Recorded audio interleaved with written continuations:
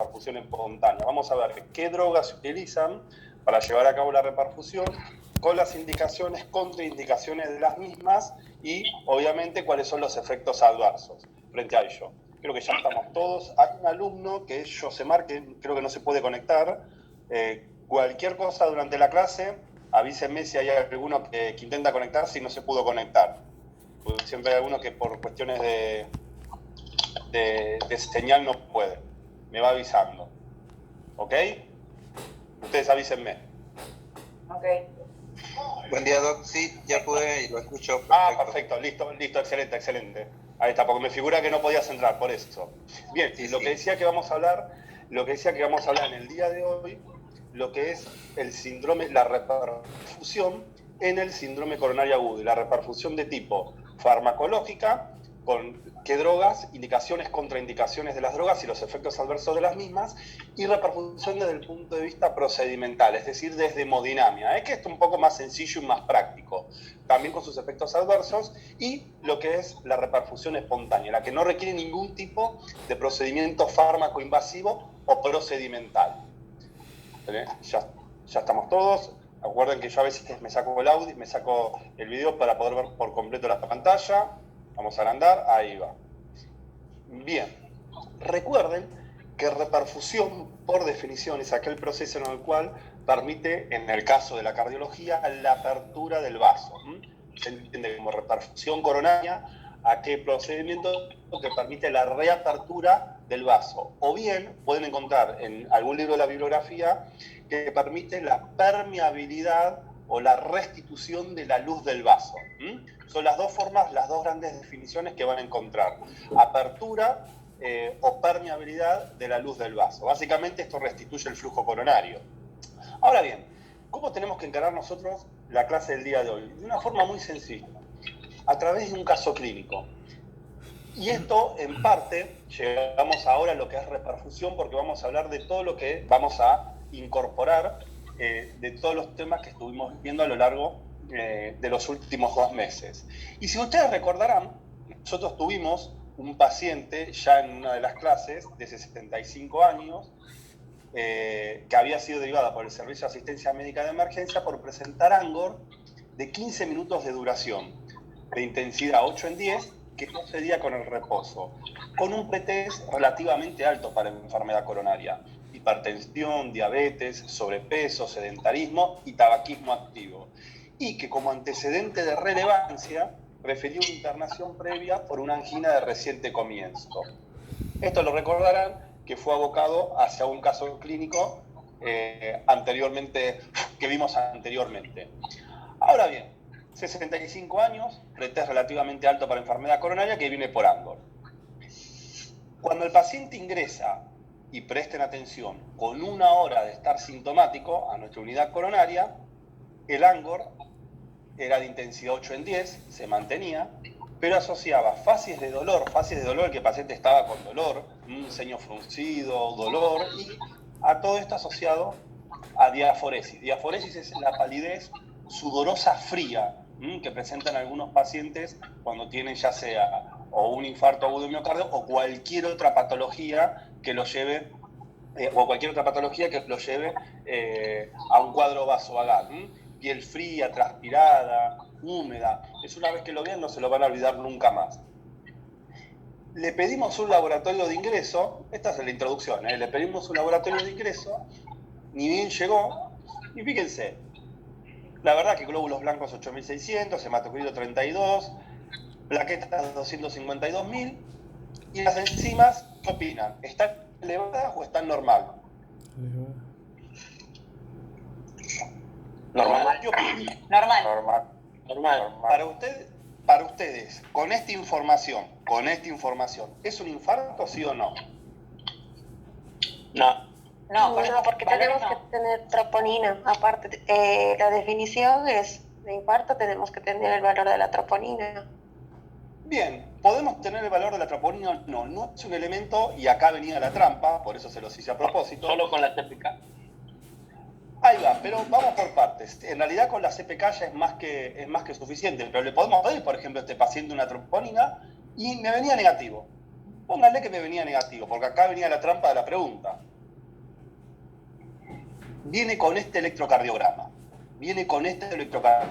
Acuérdense, una hora de dolor que se mantuvo durante su derivación hacia el hospital, y dentro de lo que fue el hospital, el paciente estaba con un poco relativamente igual ANGOR, de igual intensidad 8 en 10, con fases de dolor. Le pedí un primer laboratorio, un laboratorio que se denomina en tiempo de ventana. Tiempo de ventana significa que es cuando el paciente comienza con el dolor. Y el laboratorio inicialmente está normal, las enzimas están normales. Hasta ahí no podemos decir que es un infarto, porque la definición clásica de un infarto es ANGOR típico, con su definición clásica, asociado a un electro y enzimas. En este caso, en la primera hora que el paciente llegó, las enzimas estaban completamente normales. Pero le pido este electro. ¿Alguien se anima a decirme si esto es un síndrome coronario agudo? Y si es un síndrome coronario agudo, ¿qué tipo de síndrome coronario agudo? ¿Alguien se anima a decirlo? Síndrome coronario agudo o elevación del ST, cara anterior. Ahí dijeron. ¿Alguien está de acuerdo? ¿Alguien no está de acuerdo? ¿Qué opina? Sí, estoy de acuerdo. cara anterolateral. Bien, fíjense, miren el mouse. Ahora que tenemos un alumno, ahí está. Miren el mouse. Esto siempre hay que ser un poquito detallista, pero si se fijan en D1, espero que la pantalla ustedes lo ven bien grande, exactamente, fíjense, vamos a ir parte por parte. En D1 tienen elevación del ST, la línea de base es esta. Si se fijan, la línea de base es esta, y la elevación es de 1 milímetro, en 2 milímetros, no veo bien los cuadraditos chiquititos. Pero fíjense, tiene elevación del ST en D1. Sigamos, vamos a ABL. Fíjense que tiene una elevación del ST claramente más acentuada. Fíjense, casi 3, 4 cuadraditos. Y obviamente nos vamos a lo que es de B1 a B6, y claramente podemos observar, esperen que yo me tengo que achicar acá porque si no, no veo la pantalla, ahí está. Claramente acá tenemos, fíjense, clara elevación del segmento ST en B1, fíjense, esta es la línea de base, y lo tenemos en lo que se denomina supradesnivelado. B1, B2, claramente evidente, B3, que ya es grosero, B4, B5 y B6 también. Ahora, ¿por qué yo les muestro la cara de uno y ABL? Conceptualmente, y esto es lo que quiero que entiendan, esto es un síndrome coronario agudo con supradesnivel del ST. ¿En eso estamos todos de acuerdo, sí o no? Sí. Pero le tenemos que dar una connotación, porque una cosa es decir que es un síndrome coronario agudo anterolateral abarca de B1 a B6, el supradesnivel del ST es anterolateral de B1 a B6, y otra cosa es decir que es un síndrome coronario agudo con supra-ST anterior extenso. Anterior extenso abarca B1, B6, D1 y ABL. Anterior extenso es de B1 a B6 y D1 y ABL. ¿Qué implicancia tiene esto? Quizá pueda parecer una cuestión semántica. Y, ojo, porque no estamos tratando solamente la cara. Exactamente. La función de la coronaria. En realidad no fue una circunfleja, te lo digo porque este es un caso real del hospital universitario, dio mucho que discutir directo, pero terminó siendo una DA crítica proximal. Y de hecho lo que vamos a ver en la clase de hoy es justamente la evolución del paciente con toda la parte farmacológica que se le hizo. Pero conceptualmente, ustedes siempre, al definir un electrocardiograma, están estipulando el grado de, están estipulando el territorio afectado. Y fíjense que el territorio no es de la cara anterior solamente, es de la cara anterior de una B6, lateral bajo y lateral alto de una IABL. ¿Qué quiere decir? Que es un territorio extenso, chicos. Esto es en medicina y en cardiología específicamente lo que nosotros denominamos una emergencia cardiológica. Pero entonces, ¿estamos de acuerdo que por ahora es un infarto o un síndrome coronario agudo con supra-ST, anterior extenso? ¿Cuál de las dos es? Infarto. Hasta ahora Es un infarto. Hola. Bien. Hola, sí, escucho. Bien. Hasta ahora sería una injuria miocárdica anterolateral extensa. Bien, Bien. No, porque tener supra. Sí, dígame. Del hecho de tener un supra nos quiere decir que hay una oclusión del vaso. Bien, acá viene la Sí, trampa. yo creo acá que viene la es trampa. un IAM anterior extenso, igual. Bien, ¿cómo es la definición de infarto? Angor, típico como lo conocemos, con electrocardiograma y con enzimas. Esa es la definición clásica del infarto.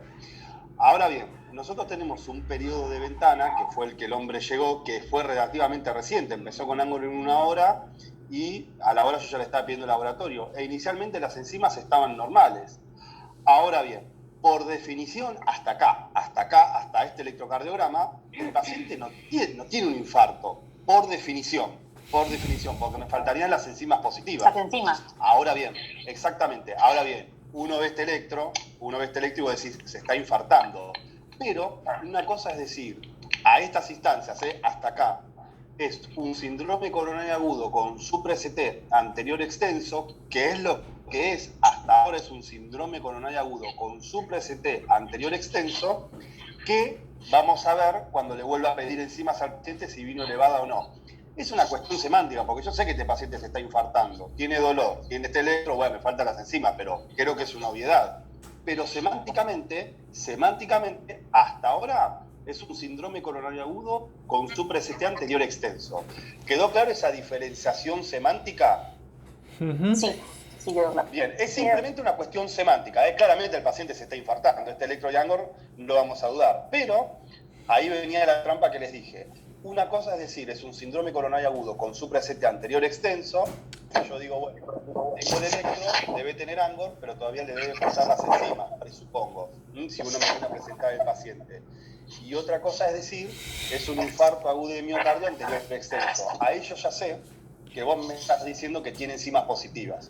Son cuestiones semánticas, pero cuestiones semánticas que hacen la diferencia en la forma que presentamos un paciente. ¿Vamos hasta acá, sí o no? Sí. Perfecto. El paciente, acuérdense que le había pedido un laboratorio inicial por guardia, ni bien llegó el paciente, y le pidió rápidamente un laboratorio. No, le pidió el médico de guardia. Y todavía las enzimas estaban normales, porque inclusive las enzimas, CPK, CPKMB, pueden venir normales en la primera hora del infarto. No así la troponina, generalmente la troponina acá ya estaría elevada, porque es más sencilla y específica. Entonces, ¿qué pasó?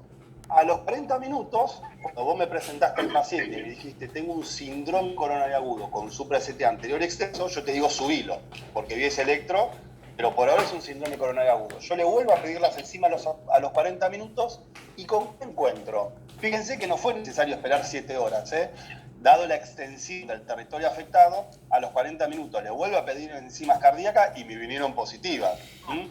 ¿Y cómo me vinieron? Con unas CPK de 1900 y una MB de 70. Les hago una pregunta. ¿Esta MB que ustedes ven acá es representativa? ¿Es el más del 5 a 10% de 1900? ¿Sí o no? No.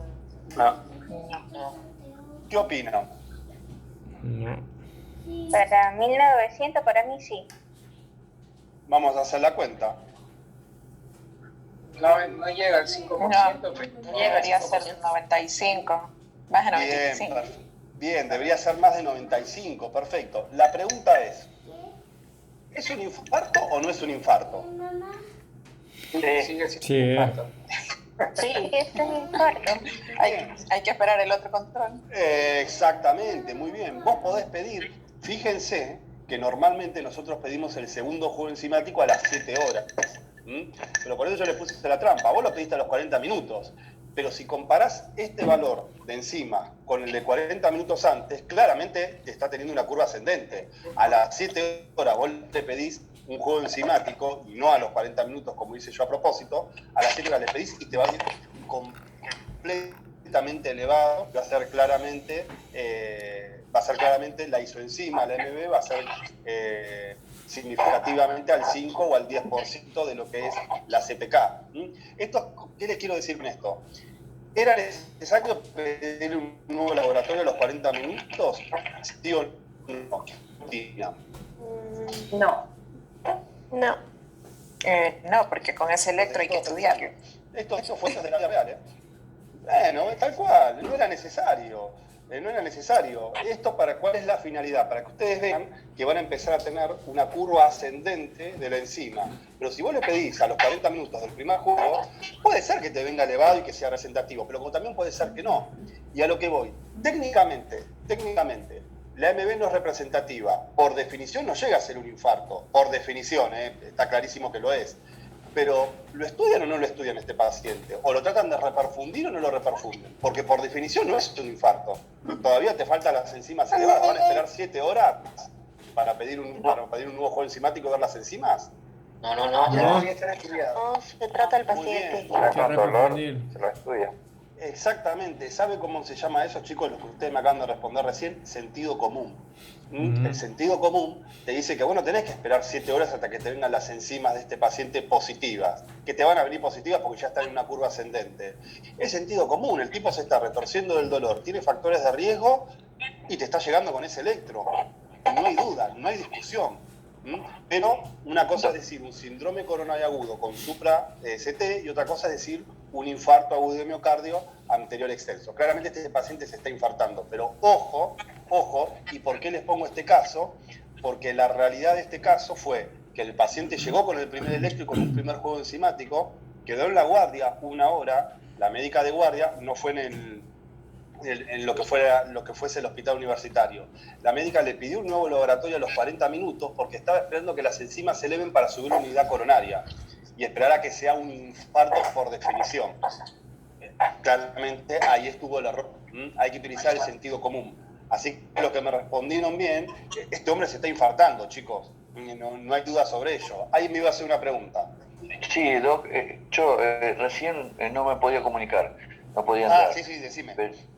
Pero no vi el electro, pero por la CPK que usted está leyendo, la MB. O sea, supongamos que este paciente se le hizo a los 40 minutos, ¿sí? Acá veo supras B1, B2 y B3, que es anterior B3, fíjate, B4 también está supradesnivelado, B5, B6 y más pequeño, observándolo a ojo, tenés en D1 y en ABL. ¿Dónde está? Acá, en D1 y en ABL. Que es anterior extenso. Pero sí que me estabas diciendo. Porque, o sea, supongamos que este paciente tiene un tiempo para ir a hemodinamia. Si yo espero 7 horas... Ahora vamos.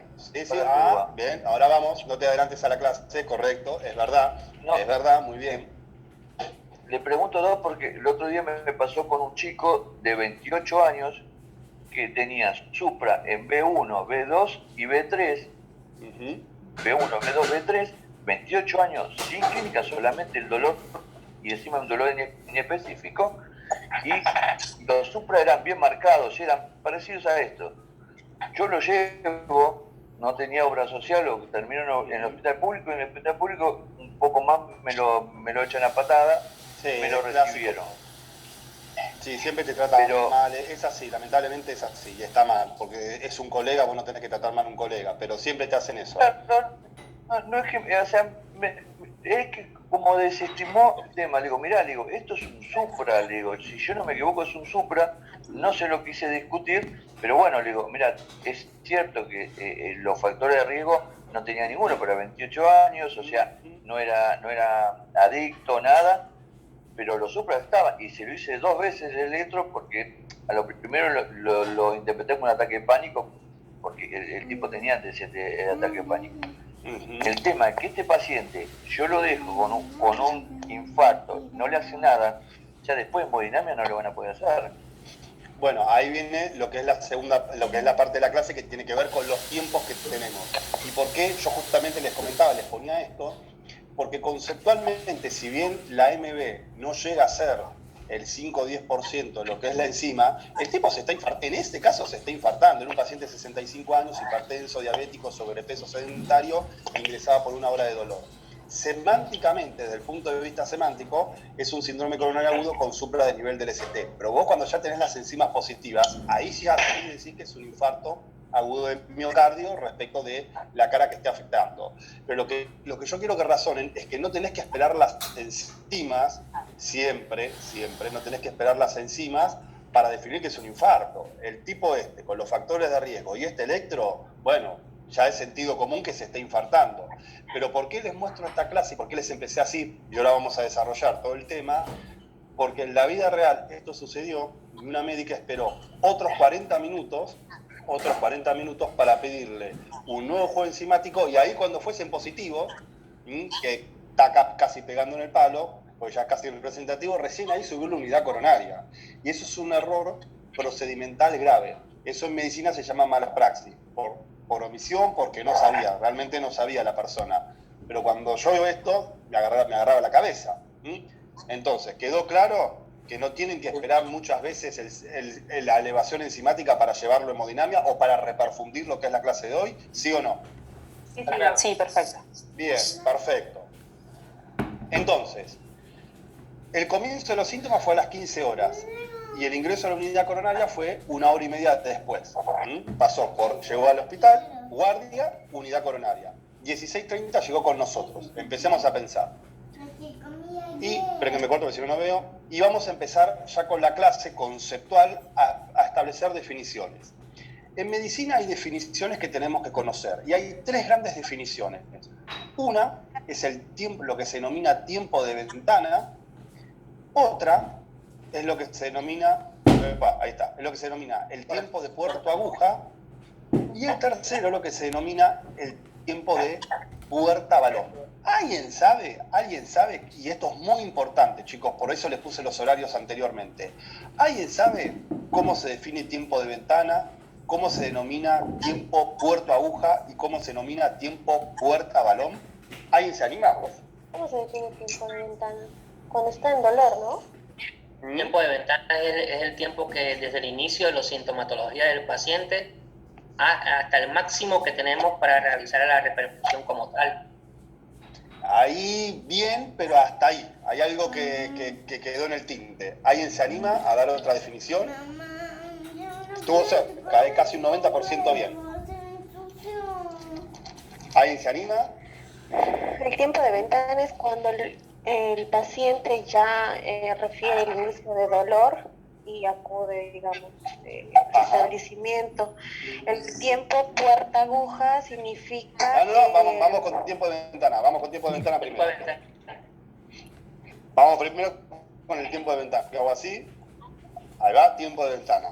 El tiempo de ventana es el tiempo que transcurre desde el inicio de los síntomas, hasta que el paciente ingresa a la unidad coronaria o eventualmente hemodinamia para iniciar la reperfusión. Es desde el inicio de los síntomas, o sea, este paciente empezó en la casa a las 16 horas con síntomas y llega a la unidad coronaria a las 15:30 horas, que fue lo que les puse anteriormente.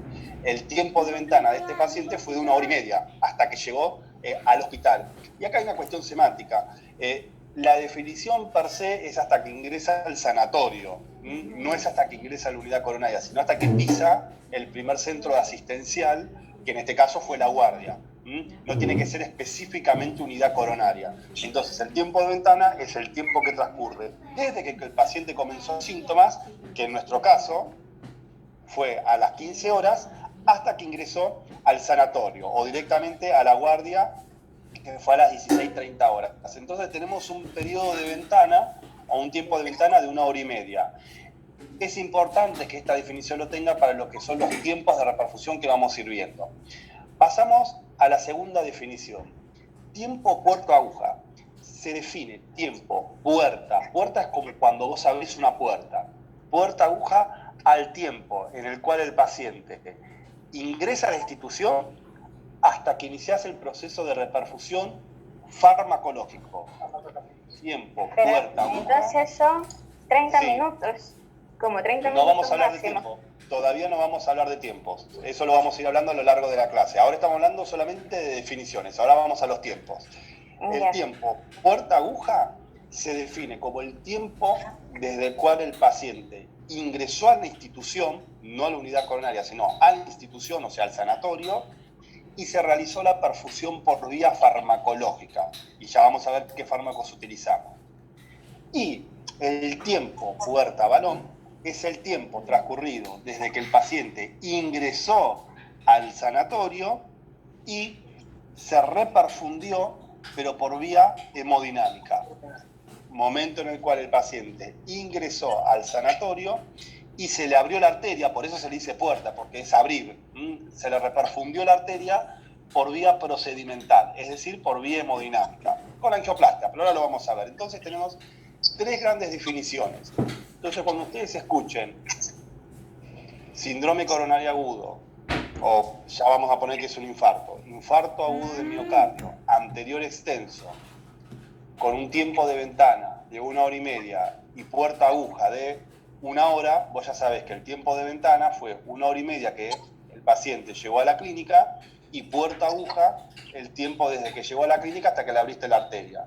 Entonces, 1 hora y media acá más 1 hora acá fueron 2 horas y media.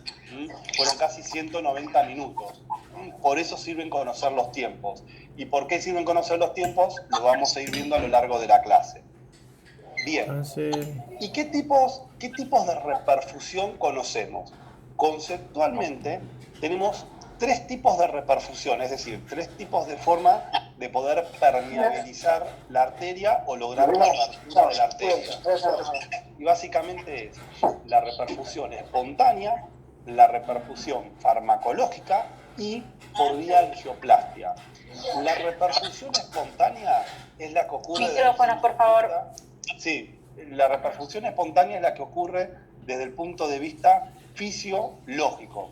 Desde el punto de vista fisiológico, nuestro propio organismo induce un proceso de reperfusión espontánea. Ustedes recordarán que una de las primeras clases, cuando hablamos de angina inestable, hablamos del accidente de placa. En el accidente de placa teníamos el trombo sobreagregado asociado al vasoespasmo y todo esto, y al coágulo, y todo esto disminuía la luz del vaso. Bueno, hay fenómenos vasculares propios inmunológicos que favorecen la disolución de ese coágulo. A eso se denomina reperfusión espontánea. Generalmente la reperfusión espontánea no suele ser total en la mayoría de los casos. Es muy difícil que si vos tenés una arteria con una oclusión crítica, severa, que ocluye el 95% de la luz, se vaya a reperfundir espontáneamente. Es muy difícil, les diría casi imposible, pero existe la reperfusión espontánea y muchas veces la vemos. Y luego tenemos la reperfusión farmacológica, que incluye 2 drogas, que son las que más se utilizan, que ahora vamos a ver, y luego la reperfusión por vía de angioplastia, es decir, por vía hemodinámica. Entonces, 3 grandes formas de reperfusión. Una que es espontánea, en el cual el médico no tiene ningún tipo de acción desde el punto de vista terapéutico. Luego la farmacológica, que sería el tiempo puerta-aguja. La reperfusión farmacológica sería el tiempo puerta-aguja y el tiempo puerta-balón sería por vía hemodinámica a través de la angioplastia coronaria. Ahora vamos a ver fundamentalmente la reperfusión farmacológica y la reperfusión con angioplastia. En lo que es la reperfusión farmacológica, tengo básicamente 2 drogas. Una que es la streptokinasa y otra que es el Alteplas, que es el RTPA, el activador tisular de plasminógeno. Ahí está, el activador tisular de plasminógeno, se me aceleró con la ruedita del mouse.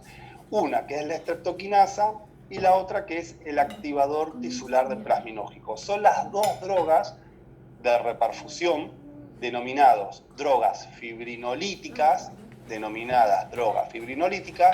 que se utilizan más frecuentemente para reperfundir el infarto agudo de miocardio.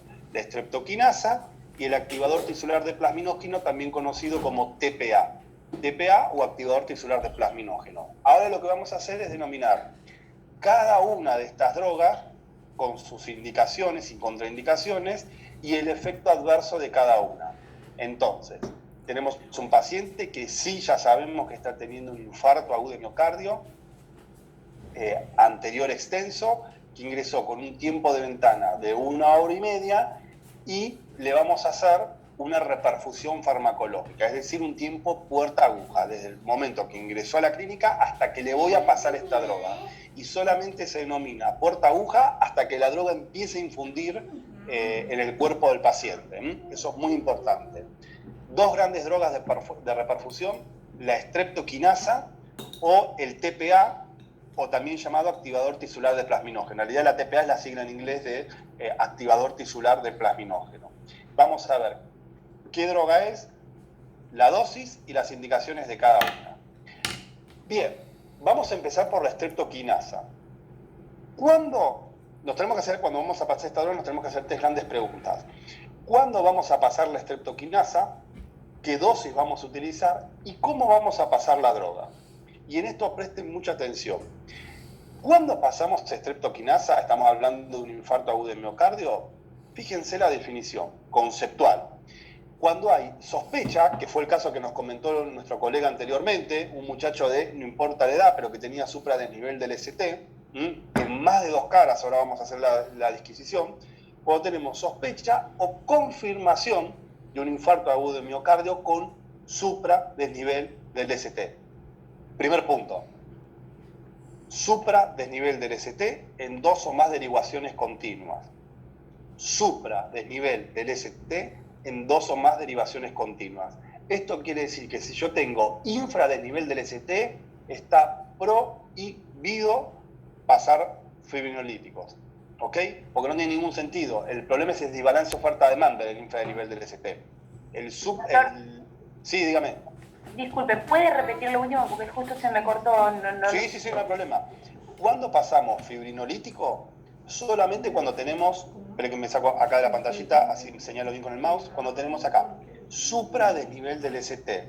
El fibrinolítico solamente se pasa cuando tenemos supradesnivel del ST en 2 o más derivaciones continuas. El fibrinolítico solamente se pasa o se infunde cuando tengo supradesnivel del segmento ST en 2 o más derivaciones continuas. Si yo tuviese supra-ST en tan solo una derivación, no se pasa. Eso no es un infarto. Un infarto per se tiene que tener supradesnivel del ST en dos o más derivaciones continuas y que sea de más de 2 milímetros. En el caso que vimos recién, teníamos B1, B2, B3, B4, B5, B6, D1 y en ABL. Teníamos 7 derivaciones y el supra-ST era de más de 2 milímetros en casi todas ellas. Entonces, solamente pasamos fibrinolíticos en los síndromes coronarios agudos con supradesnivel del ST. ¿Quedó clarísimo eso? ¿Cualquiera de los dos? Cualquiera de los dos. Sí, cualquiera de los dos. Cualquiera de los dos, la definición esa aplica para cualquiera de los dos. Jamás pasen un fibrinolítico si tienen infradesnivel del ST. No está bien, no tiene ningún sentido porque el problema ahí es el desbalance oferta-demanda, no es el trombo y la oclusión aguda. ¿Por qué? Porque el supradesnivel del ST nos implica arteria ocluida 100%. ¿Quedó clara esta definición, sí o no? Sí, perfecto. La única duda, capaz que me estoy adelantando y no pregunto nada. Supongamos que viene ese paciente que usted dijo y tiene clínica positiva y tiene electropositivo, o sea que alta sospecha de un infarto. Yo estoy en la puerta aguja, que es donde tendré que darle fibrinolíticos. ¿Esto me invalida hacerle angioplastía o puedo saltar directamente a angioplastía? Ahora vamos a ir con eso, ¿Tiene relación? Lo vamos a ver ahora en la clase, sí, lo vamos a dar. Ahora justo viene después de la streptoquinasa, después de la activador tisular de plasminógeno. Un punto importante, ¿por qué yo pongo sospecha o confirmación? Llegó el paciente y la de laboratorio me dice, ¿sabés qué? Se rompió la máquina de laboratorio. Nos ha pasado, ¿eh? Se nos rompió la máquina de laboratorio. Bueno, no tenés enzima, entonces no lo vas a reperfundir. No, si vos tenés una sospecha alta de que el paciente se esté infartando y lamentablemente no te anda el laboratorio, o bien, que fue en este caso, no tenés que esperar 40 minutos a tener las enzimas cuando tenés ese electro y el tipo que se está retorciendo del dolor. No, a veces las enzimas lamentablemente no tenés tiempo de pedirlas si es una emergencia. Justamente el infarto es una emergencia. Entonces, la sola sospecha, pero con criterio clínico, que tengas supradesnivel del ST en 2 o más derivaciones continuas, si vos tenés sospecha, estás habilitado para reperfundirlo, ya sea con la estreptoquinasa o con uroquinasa. Eso es lo que uno habla cuando tiene sospecha de infarto agudo de miocardio. ¿Quedó claro eso, sí o no? Sí, Doc, una consulta. Uh-huh. Nos aclarás que, bueno, que infra-ST no, pero el infra-ST no porque es en vano o porque es dañino. No, en realidad no necesariamente puede ser dañino. Ahora hay indicaciones y contraindicaciones que vamos a ver. Perfecto, pero conceptualmente, desde el punto de vista fisiopatológico, el problema del infra-ST es el desbalance oferta-demanda. Ahí tenés que bajar la presión arterial y tenés que bajar la frecuencia cardíaca. El fibrinolítico no tiene indicación ahí. Lo podés pasar. A ver, no es una contraindicación desde el punto de vista de los efectos adversos, pero si encima tenías infra a nivel del ST, lo pasaste, cosa que no tiene ningún sentido, porque el problema ahí no es un trombo agudo, es el desbalance oferta-demanda. Y encima el tipo generó una complicación por el fibrinolítico, claro. Ahí sí tenés un problema ahí legal. Sí, claro, perfecto. Pero conceptualmente solamente se reperfunde con estrepto o con RTP o con TPA, el activador tisular diplasminógeno, cuando tienen supra de nivel del ST. Los infra de nivel del ST no hay que pasar trombolíticos, ya sea con sospecha o ya han confirmado. ¿Quedó claro eso? Sí, perfecto. Bien. Hay una mención más. Hay algo que se llama bloqueo completo de rama izquierda, que es lo que yo estoy señalando con el mouse. El bloqueo completo de rama izquierda lo vamos a ver en otra clase. Estamos yendo correlativos con los temas, lo vamos a ver en otra clase, pero el bloqueo completo de rama izquierda generalmente está enmascarando un infarto anterior. El bloqueo completo de rama izquierda es un patrón, ya lo vamos a ver más adelante, pero es un patrón electrocardiográfico, pero lo tengo que nombrar acá porque si no, no estaría haciendo medicina. Es un patrón electrocardiográfico en el cual te enmascara el electrocardiograma. Vos tenés un patrón fijo y no te permite ver otra cosa, ves siempre lo mismo. ¿Qué quiere decir? Que el paciente se puede estar infartando, vos ves siempre el mismo electro y no tenés cambios en el electrocardiograma, es siempre el mismo patrón. Generalmente, cuando tenés un bloqueo completo de rama izquierda, nuevo, que el paciente no lo conocía, en el contexto de Angor, generalmente se dice que es una obstrucción de la arteria descendente anterior en el tercio medio proximal, más proximal que medio. El paciente tiene este patrón electrocardiográfico. Es un patrón específico que se mantiene siempre, el mismo, como si fuese una hoja en blanco, bueno, siempre el mismo patrón. Le vas a hacer 500 electros y vas a ver siempre eso mismo. ¿Y por qué pongo último recurso? ¿Por qué? Porque cuando tenés un bloqueo completo de rama izquierda en un paciente nuevo, y el paciente te diga, no, mire, doctor, yo hace 3 meses me hice un estudio control y tenía este electro. Bien, ahora ves este otro electro, vos ya sabés que es nuevo ese patrón, y el paciente viene con Angor, el último recurso es la trombolisis. Está indicada como último recurso. Lo ideal sería llevarlo a hemodinamia. Ahora vamos a ver por qué. Pero como último recurso, si el paciente tiene un patrón electrocardiográfico que se llama bloqueo completo de rama izquierda, que veremos, en realidad lo van a ver con Bastarrica, lo van a ver con él. Por eso, pero para la definición se lo tengo que decir sí o sí, que tienen un bloqueo completo de rama izquierda nuevo, asociado a dolor precordial, a Angor típico, como último recurso pueden iniciar el proceso de trombolisis, ya sea con estreptoquinasa o con RTPA. Y recuerden que siempre que tengan un bloqueo de rama izquierda nuevo, con un paciente con Angor, se estipula que la obstrucción arterial es una descendente anterior en tercio proximal o tercio medio. Lo más frecuente es tercio proximal. Pones el sello, que es tercio proximal, pero a veces puede ser tercio proximal y medial, ambas cosas. ¿Quedó claro? Se utiliza solamente como último recurso la reperfusión en una rama izquierda nueva en un paciente con Angor. Lo ideal sería llevarlo a hemodinamia. No por una cuestión procedimental, sino simplemente porque a veces el paciente puede tener rama izquierda por otros causales. ¿Quedó claro eso conceptualmente? Sí, doctor, usted hizo mucho énfasis en el bloqueo nuevo. Vos vas a ver un paciente que algunas veces tiene electro anterior y algunas veces no. O sea, en este caso yo lo veo en el extrahospitalario. Yo lo tengo que interpretar como nuevo porque no tiene un antecedente anterior. Exacto, exacto. Sí, generalmente uno siempre dice nuevo porque le pregunta al paciente, ¿usted sabía que tenía un bloqueo en el corazón? El 95% te va a decir, ¿qué es un bloqueo en el corazón, doctor?